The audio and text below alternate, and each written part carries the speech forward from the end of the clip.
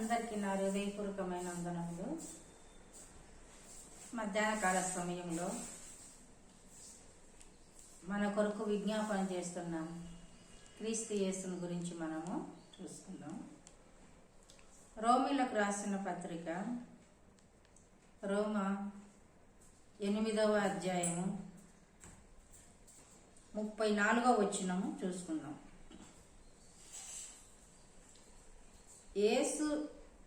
క్రీస్తు యేసు అంతేకాదు, మృతులలో నుండి లేచిన వాడైనను, దేవుని కుడిపార్శ్వమున ఉన్నవాడైనను, మన కొరకు విజ్ఞాపనము కూడా చెయ్యువాడైనను, ఆయన క్రీస్తు ప్రేమ నుండి మనలను ఎడబాపున.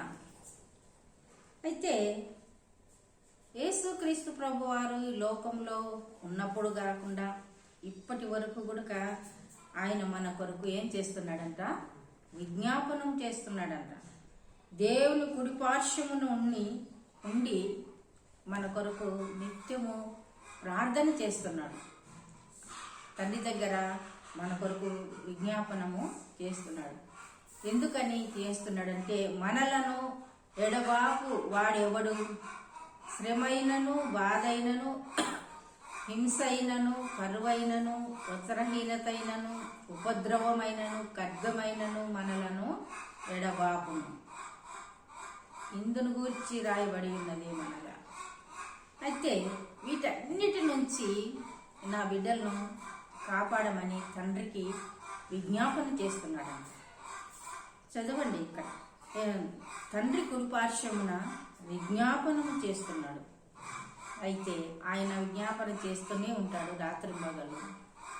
అంతేకాకుండా అక్కడ దూతలు 24 పెద్దలు, కోట్లాన కోట్ల దేవదూతలు పరిశుద్ధుడు పరిశుద్ధుడు పరిశుద్ధుడు అని నిత్యము గానాలతో, అంతేకాకుండా ఒక్క రెప్పపాటు కూడా వారు కొనుక్కకుండా అక్కడ వారు చేస్తున్నారు. అయితే దేవుని పిల్లలమైన మనం ఒకసారి పరీక్షించుకున్నాం. మనం విజ్ఞాపన చేస్తున్నామా? విజ్ఞాపన ప్రార్థనలకు వెళుతున్నామా? అంతేకాదు, ఆయన ప్రపంచంలో ఉన్న ప్రతి బిడ్డ కొరకు నిత్యము విజ్ఞాపనము చేస్తున్నాడు. అయితే సహోదరి సహోదరుడా, నువ్వేం చేస్తున్నావు? ఎవరి కొరకు ప్రార్థన చేస్తున్నావు? అంతేకాదు, విజ్ఞాపన ప్రార్థన అలవాటుగా ఉందా? విజ్ఞాపన ప్రార్థన అంటే ఏంటి, ప్రార్థన అంటే ఏమిటి అని గ్రహింపు మనకుందా? అసలు ప్రార్థన జీవితం ఉందా? మన దేవుడు ఆయననే స్తుతించేవారు ఎంతో మంది దూతలు, వరదూతలు, 24 పెద్దలు, 4 జీవులు, 6 రెక్కలు కలిగిన దూతలు ప్రతి గానాలతో ఆయనను స్తుతిస్తూ ఉంటే, అయితే అదంతా కాదనుకొని ఆయన తండ్రి కుడిపార్శ్వమున కూర్చొని మన కొరకు మనం ఈ లోకంలో ఇష్టానుసారంగా జీవిస్తూ, అంతేకాకుండా మనం ఇష్టం వచ్చినట్టు మనం ప్రవర్తిస్తూ జీవిస్తున్న మన కొరకు ఆ తండ్రి విజ్ఞాపన చేస్తున్నాడు. యేసుక్రీస్తు ప్రభుల వారు నీ కొరకు నా కొరకు విజ్ఞాపనము చేస్తున్నాడు. గుర్తు పెట్టుకుందాము. ఈ అధ్యాయం చదువుకోండి కదా. ఎందుకంట మనకు ఎలాంటి శ్రమలు రాకుండా ఇక్కడ చెప్తున్నాడు కదా. ఆ శ్రమైనను, బాధైనను, వస్త్రహీనతైనను, కరువైనను, ఖడ్గమైనను మనలను ఎడబాపును. ఒకవేళ ఇలాంటి పరిస్థితులు మనకు వస్తాయేమో, నా పిల్లలకు రావద్దని తండ్రి దగ్గర విజ్ఞాపన చేస్తున్నాడు. తండ్రి దగ్గర మొరపెట్టుకుంటున్నారు ప్రభుల వారు. ఇంత ఆయనకు మనమంటే ప్రేమ. అందుకే ఆయన ప్రేమామయుడు, కృపామయుడు, దయామయుడు కదా. ఆయన ప్రేమలో కల్మషం లేని ప్రేమ అండి కదా. ఒక తల్లికి పుట్టిన పిల్లలమే కదా, వారి ప్రవర్తన బట్టి మనం ప్రేమించే వారముగా ఉంటాం.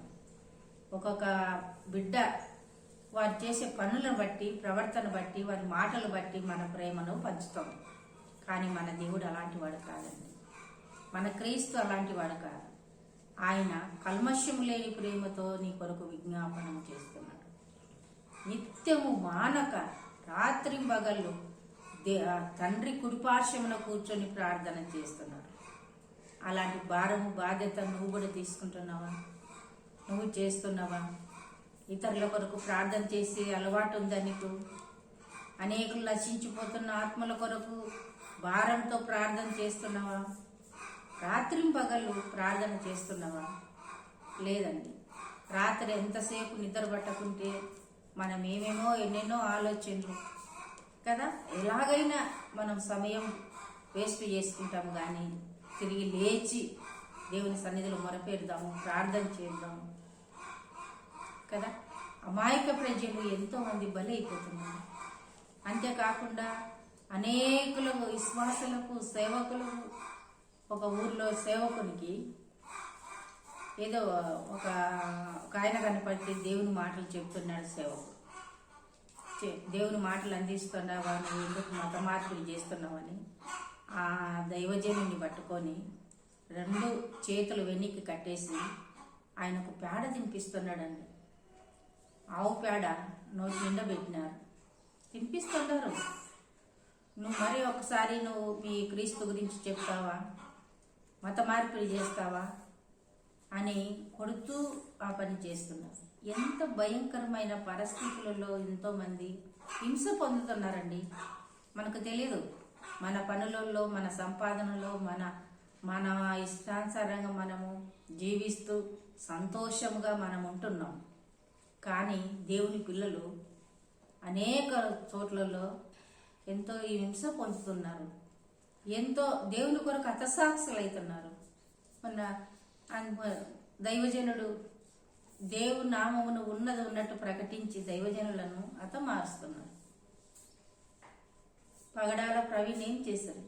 యవనస్తుడు హతసాక్షిగా మారిపోయి ఉంటున్నాడు. కుటుంబము ఇప్పుడు ఇంట్లో యజమాని లేని కుటుంబముగా ఉంటున్నారు. వాళ్ళ కొరకు మనం, అలాంటి వాళ్ళ కొరకు మనం ప్రార్థన చేయాలి. మన కుటుంబంగా మనం బాగున్నాం కదా. అయితే వాళ్ళకు దేవుడు ఆదరణ ఇచ్చేటట్టు విజ్ఞాపనము చేయాలి. అలాంటి వారి కొరకు ప్రార్థన చేయాలి. ఇంకా ఎంతో మంది మనకు తెలియని వాళ్ళు కదా హింస పొందుతున్నారు. అలాంటి వారి కొరకు, ఆదరణ లేని వారి కొరకు, ఇంకా నిజ దేవుని తెలియని బిడ్డలు, అమాయక ప్రజలు ఎంతో మంది ఉన్నారు.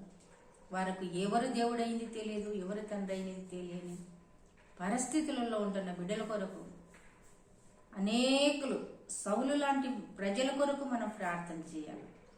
దావీదు రాజు శత్రువులకు సమాధానం ఇవ్వమని ప్రార్థన చేసినాడు. అలాంటి ప్రార్థన మనం చేయాలి. సౌలు లాంటి అనేకులను పౌలులాగా మార్చడానికి మనం ప్రార్థన చేయాలి. ప్రార్థన జీవితం మనకు ఎంతో అవసరం. ప్రార్థన లేని జీవితం వ్యర్థం. ప్రార్థన లేని కుటుంబం వ్యర్థం. కుటుంబ ప్రార్థన కలిగి ఉండాలి, వ్యక్తిగత ప్రార్థన కలిగి ఉండాలి, సంఘ ప్రార్థన కలిగి ఉండాలి, సహవాసం ప్రార్థన కలిగి ఉండాలి, విజ్ఞాపన ప్రార్థన కలిగి ఉండాలి, ఉపవాస ప్రార్థన కలిగి ఉండాలి, కన్నీటి ప్రార్థన కలిగి ఉండాలి. ఇలాంటి ప్రార్థనలన్నీ మనము నెరవేర్చాలండి. అలాంటి ప్రార్థనలో మన పంచుకోవాలి. అలాంటి ప్రార్థనలో మనం అలవాటు చేసుకోవాలి. ప్రేమైన బిడ్డ, దేవుడు నీతో సూటిగా మాట్లాడుతున్నాడు. ఇంకా నువ్వు ప్రార్థనకు వెనకపడిపోయి ఉంటున్నావా? ఇంకా ప్రార్థన చేయలేని స్థితిలో ఉంటున్నావా? నీ స్థితి ఏదైనా కావచ్చు, ఒప్పుకో. దేవుని సన్నిధిలో తీర్మానించుకో. నూతన సంవత్సరం నీకు గిఫ్ట్గా దేవుడు ఇచ్చింటున్నాడు. అయితే ఈ సంవత్సరంలో నువ్వేం చేయాలనుకుంటున్నావో సంపూర్ణంగా నెరవేర్చు. అనేక ఆత్మల కొరకు ప్రార్థన కలిగిండు. అనేక ఆత్మలు దేవుని సన్నిధానానికి తీసుకొచ్చే ప్రయత్నములుండు. ఈ లోకంలో ఏమి సంపాదించుకున్నా అంతా ఒకనాడు విడిచికి వెళ్లాల్సింది. అయితే మన వెంట వచ్చేది మనం సంపాదించుకున్న ఆత్మలు. అంతేకాకుండా మన మంచి క్రియలు, మన సత్క్రియలు మన వెంట వస్తాయి. అవి మనం ఒకటి గుర్తుపెట్టుకున్నాం. దేవుడి కొన్ని మాటలు దీవించి ఆశీర్వదించుగాక. ఆమేన్.